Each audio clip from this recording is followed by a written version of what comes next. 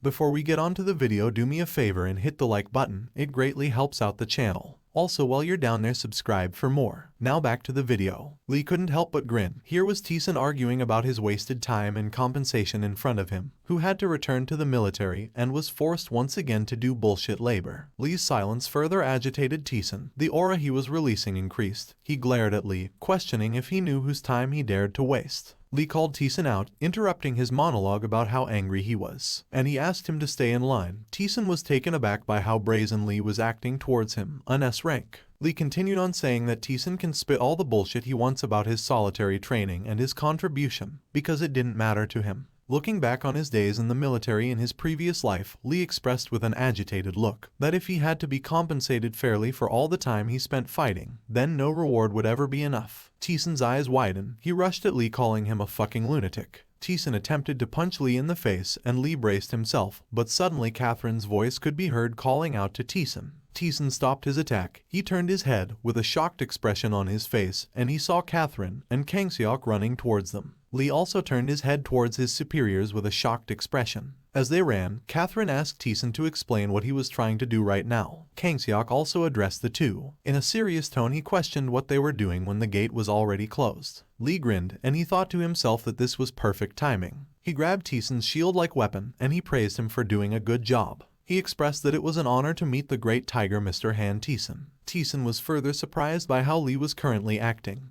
He stared at him with a puzzled expression, and he tried to wrap his head around what was happening. Lee turned his back towards Teeson, and he told him that he will be going now, and as Catherine approached Teeson, Lee took off running. Lee ran to Kang Seok, and after coming face to face, Kang Seok asked him if he was okay. Lee saluted him, and he reported that he was okay. Teeson suddenly started shouting. He demanded that Lee get over here right now. Catherine interrupted, and she told him to stop this right now. She expressed that she doesn't know what is happening right now or why Teeson seemed so agitated towards Lee, but she turned his attention to the news helicopter that was flying overhead, and she explained that the whole nation is currently watching. So if Teeson causes a ruckus right now, it will be impossible for even the Blue Flower Guild to stop it from getting out. Teeson looked up at the news helicopters that were flying overhead, and he gritted his teeth in annoyance. It was then announced that the Brigadier General was coming. A portal gate started to open, and after the teleportation portal was fully open, Choi Young-cheol, the Brigadier General, came flying through. As he levitated past, he turned his attention to Catherine and Teeson, expressing that it was unusual for Teeson to stay after he cleared a raid.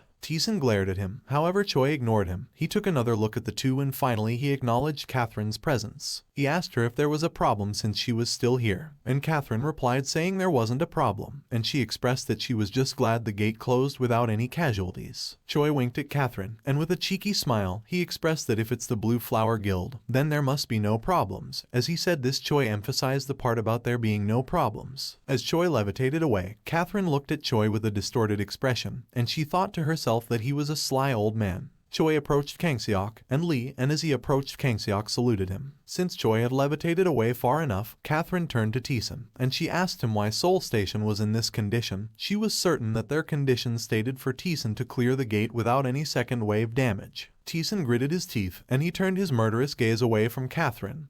Catherine pressed on, and she asked him if this means he can't clear a gate at this level without any damage being done to the building. Teeson scratched his head. He told Catherine that he wasn't responsible for Seoul Station's current condition, and that he also didn't rank first in the raid. Catherine was confused, and she asked him to explain what he meant when he said he didn't rank first. Teeson didn't give an explanation. He turned around, giving Catherine his back, and he expressed that he fulfilled all of Catherine's conditions. Before he took off, he turned his head, and he glared at Catherine, saying she has to keep her promise since he fulfilled all of her conditions. Teeson quickly flew off, leaving Catherine in confusion. After the gust of wind that was kicked up by Teeson's takeoff cleared, Catherine looked up at the sky as Teeson moved further away, and she questioned to herself if Teeson, an S rank, really just told her that he didn't rank first in a mere level 15 unlucky event. Catherine couldn't wrap her head around this, and if Teeson wasn't the one who ranked first, she questioned who did. Her attention was then drawn to Choi, Kang Seok, and Lee, because Choi screamed that the report Lee was giving didn't make sense. This sounded interesting, so she started eavesdropping.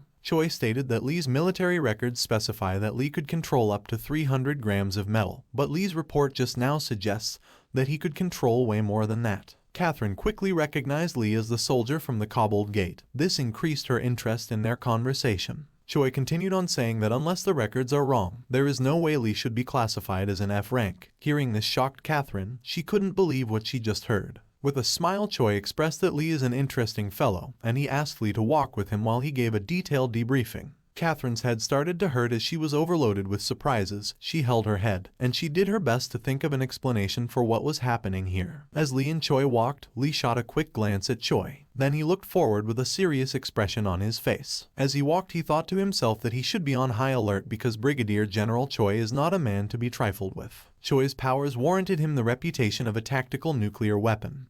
But other than his absurd power, Choi is remarkably clever as well. Choi was also the one the necromancer was most wary of in his previous life, and back then the necromancer even attempted several assassination attempts on Choi. As the two walked in silence, Choi spoke suddenly. He called Lee's name, and after Lee replied, he asked him if he would care to report to him about what happened earlier. Lee stopped walking, and he turned to face Choi. This was exactly what he was expecting Choi to ask, and he guessed that Choi was suspecting his unusual activity in comparison to his recorded abilities. So he came up with a lie. He told Choi that not long ago, when he caught his second elite monster, his abilities instantly improved, and he received an achievement message saying, "Dunce's Rebellion." He expressed that after this, instead of the 300 grams that was recorded, he could now control nearly 17 grams of metal, and he even gained a few new skills. Choi was suspicious. Achievement systems are just as uncommon as quests. As Choi thought about what Lee just said, Lee observed him closely. The world cannot find out that an F rank can progress, at least not yet, and he prayed that Choi will believe his story. Choi grinned. He told Lee that if what he was saying was true, then, as Choi was saying this, Lee suddenly felt icky. Choi told Lee that if what he is saying is true, then Lee can't be considered an F rank, and he questioned if Lee's actual combat ability was at C rank, or if it was above that. Lee was shocked. He wondered if Choi would join the others who were trying to scout him. With a smile, Choi praised Lee for doing a fantastic job, and he expressed that Lee should be rewarded for such a fantastic job. He asked Lee if there was an item he wanted, or maybe some magic armor, or anything else. If Lee asked, he would do his best to give it to him. Lee lowered his head. He felt relieved that another high-ranking figure wouldn't join in the fight to scout him.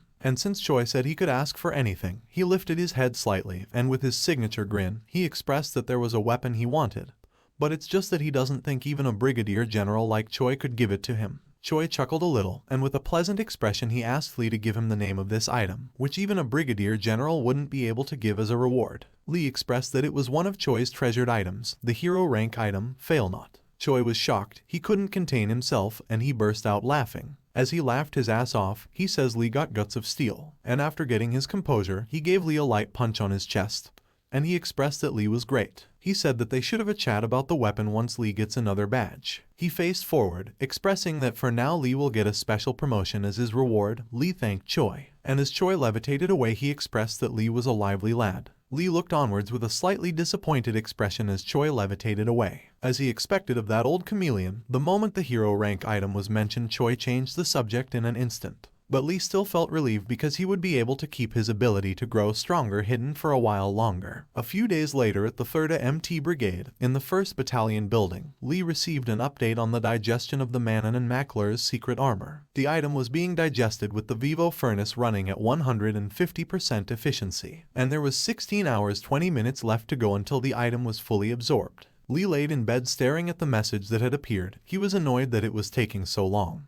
But he thought to himself that he should have expected that a hero-ranked item would be hard to digest. Suddenly Junmo stuck his face through the message, and he asked Lee if they weren't going to train. Private Choi Minya, an E rank with the Chaser trait, begged Lee to get them to do something other than PT. Lee lifted his shirt, and he showed them his injury, which had been wrapped, and he asked them if they couldn't see that he was a patient right now. Private Choi Taeyong, an E rank hunter with the sniper trait, told Lee that he could just coach them at the front. Private Kim Kyunjin, an E-rank hunter with the thief trait, added that they would follow closely behind Lee. And Private Park Sungmo, an E-rank hunter with the shaman trait, brought his hands together and he agreed with Taeyong and Kyunjin. Lee observed them, and he thought to himself that he gained something from this chain of events. He recalled everything that had happened to him after he regressed so far, and he noted that what he gained was trust in his teammates. But in the near future a wave will sweep across Seoul. A wave is a phenomenon where multiple gates explosively appear within a specific area. This wave will turn the city into a living hell, and the only one who knows that this will happen in the future is Lee. He thought to himself, questioning if he would be able to stop this wave by himself, and if these guys could survive amidst it all. He thought back to those memories, and it made him realize that for sure this time, he couldn't do it alone, and he would need everyone's help. Suddenly a soldier entered the room. The soldier introduced himself as Private On Minty, and he explained that he came after receiving orders to return to the support squad from the Military General Hospital. He saluted Lee, and he expressed that he is reporting for duty. Lee got up from his bed, and he started approaching Minty. As he approached, he thought to himself that while future rewards are important, he has come to realize that there are more important things around him. He hugged Minty, and he thanked him. Confused, Minty asked Lee what he was thanking him for. Lee told him that he thanked him for coming right on time for training. This further confused the flustered Minty, and he asked Lee to say it one more time, as he didn't hear what he just said. Lee smiled, and he expressed that he wouldn't repeat himself since Minty heard the first time. Lee thought to himself, thinking that these guys who are by his side must get stronger, since that is the only way he could save them all. He grabbed Minty, and as they made their way outside to train, they all exclaimed happily that it was training time. When they arrived at the training center, Junmo with a distraught look on his face told Lee that C ranks and lower aren't allowed to use this training center, and he expressed that trivial people like them can't train here. Lee grabbed Junmo by the neck, saying they were the ones who wanted to experience some real training. Junmo accepted that they did ask for real training, but he questioned how Lee could start them out with this of all things. Lee was starting to get annoyed. He threw Junmo on the ground, and he reminded them that they cleared the unlucky event, so based on that they have no reason to be so intimidated. He expressed that all of them except Junmo leveled up as well. Junmo spoke for himself as well as the others. He told Lee that during the mission they were just backups, but this training is something they would have to do on their own. Lee looked down at Junmo, and he told him that since this was the case, he would act as their backup. Hearing this made Junmo and the others excited. But as they approached the doors to the training center, the doors suddenly opened, further terrifying them. Lee pushed them in, exclaiming that they needed to get in quickly. After they were all in, Lee smiled, and he quickly closed the door to the training center. Junmo and the others started beating on the door, and they begged Lee to let them out. However, Lee stood in front of the door, ensuring that they wouldn't be able to open it. As they cried for help, Lee grinned. His teammates' attribute training begins now. Sometime later, Lee was seen in the cafeteria. A female soldier, who was eating lunch with her friend, noticed Lee, and she whispered to her friend saying that's the corporal uncle. Confused, her friend asked who the corporal uncle was, and the lady whispered in her friend's ear, explaining that Lee is the F-rank uncle who hard carried the blockade operation, and the unlucky event. The one with dirty blonde hair was shocked, and as Lee looked through what was available in the cafeteria, she expressed that she thought he would be a real burly-looking guy. But to her surprise, this was not the case at all. Lee continued to look around the cafeteria for something that would cheer up Junmo and the others after their training. Suddenly his ears became itchy, and as he itched his ears he questioned why they suddenly became itchy. The scene then shifts to Seo Yuna, who was inside the cafeteria as well. Seo Yuna was talking to a male and a female soldier, and she told them to purchase as many things as the number of workers deployed in each company. Then as the soldiers that she was talking to walked off to carry out her order, she noticed Lee. She called his name, and she asked him if it wasn't time for personal training. Lee saluted her, and he expressed that he came here to the PX for energy supplements for his subordinates who are training right now. Sanguk, who was one of the two soldiers Seo Yuna was talking to, glared at Lee as he was walking by. Lee shifted his gaze towards Sanguk slightly, but he acted ignorant to the situation, and he thought to himself, questioning if Sanguk was planning on starting something again. As the female soldier accompanying Sanguk walked by, she also stared at Lee. Lee noticed, but he struggled to remember if he had seen her before. Seo Yuna told Lee that she heard he received the Dunce's Rebellion achievement. Lee lowered his hand, and he brought them to his side. He told Seo Yuna that that was indeed correct. Seo Yuna expressed that the report was convincing about Lee's abnormal feat. She approached Lee, and as she approached she expressed her suspicion towards him. Seo Yuna exclaimed that he was hiding something else. Lee asked what she thinks he could be hiding, and Seo Yuna explained in a serious tone that Lee acts strange at times, as if he already knows what will happen, as if he had intel that they don't, or maybe some other aim. Lee was taken aback. Since Seo Yuna was saying all this, he questioned if she knew something. He told Seo Yuna that he wasn't sure what she meant by that. Suddenly they were interrupted by Sanguk saying he would tell the female soldier nothing. Lee and Seo Yuna turned their heads towards Sanguk and the female soldier, and they saw Sanguk with his hands up. Sanguk swore to the female soldier, Kim Sehi, that he didn't say anything. However, she was still suspicious. Sehi started activating a skill, and she expressed that that was what Sergeant O said as well. She stopped the activation of her skill after noticing that Lee and Seo Yuna were watching them. Suddenly, it was broadcasted that Lee should report to the battalion commander's office immediately, because the battalion commander had called for him. After the broadcast, Seo Yuna expressed her dissatisfaction with this timing, and with a serious expression on her face, she told Lee that he better not forget their conversation today. She expressed in a serious tone that she might not know what he is after, but she will be watching him. Afterwards, she told Lee that he could leave. Lee saluted her once more, and as he left, he wished her a good day. After exiting the cafeteria building, Lee felt relieved that he made it out of there. He decided to steer clear out of the way of that bull-headed Seo Yuna for the time being.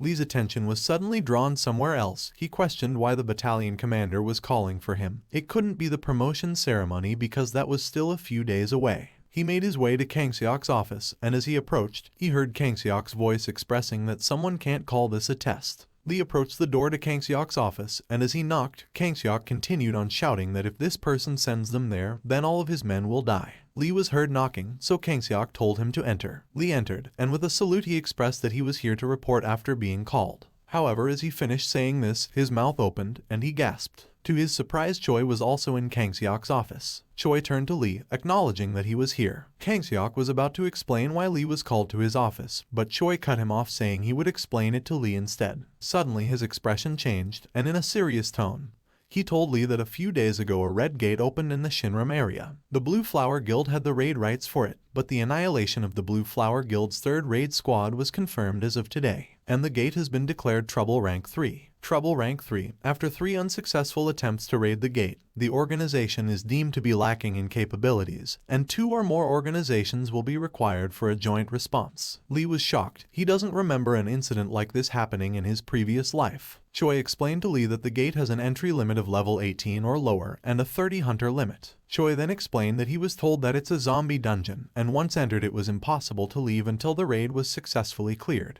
Hearing that the gate was a zombie dungeon made Lee think about the necromancer. With a distraught look on his face, he thought to himself, questioning if the necromancer could be behind this. Choi expressed to Lee that the Blue Flower Guild sacrificed a bunch of their talented rookies and still failed the raid. He told Lee that dungeon raiding is a guild affair, so their troops don't necessarily need to step up. But with a grin he expressed that he thinks Lee is the right man for the job. Kang Seok called Choi, but Choi just glared at him. This made Kang Seok realize that Choi was serious about this. Kang Seok turned to Lee, and he asked him if he thinks he can do this. Lee thought about it for a moment. This didn't happen in his previous life, but that's besides the case. If it's zombies, it could be related to the necromancer, meaning he has to be the one to raid this gate. With a serious expression on his face, Lee replied saying he would give the red gate a shot. Kang Seok was shocked. However, Choi expected this as he already concluded that Lee had guts of steel. Even though Lee agreed to give the red gate a shot, he wanted something for his troubles. He expressed that he doesn't think he can take on the red gate with the weapons he had. With a grin he reminded Choi about Failnaught, the item he talked about last time, and he said if Choi gives it to him, he would make sure to succeed at the raid. Failnaught is a one-shot arrow that never misses. It was used by Sir Tristan, a character that appeared in the Legend of King Arthur. Despite its incredible accuracy and magic nullifying effects, the arrow is difficult to retrieve, meaning it can only be used as a weapon once. So even in Choi's hands, it's a treasured weapon that's like a last resort. But in the hands of someone like Lee, who controls metal, it's a whole different story. Choi was taken aback by how brazen Lee was. He grinned, and he expressed that the weapon will make it a deal, not a favor, and Lee will have to bear the full brunt of the risk if he fails. With his signature grin, Lee expressed that he was fine with this, since after all, high-risk bets usually have a big payoff.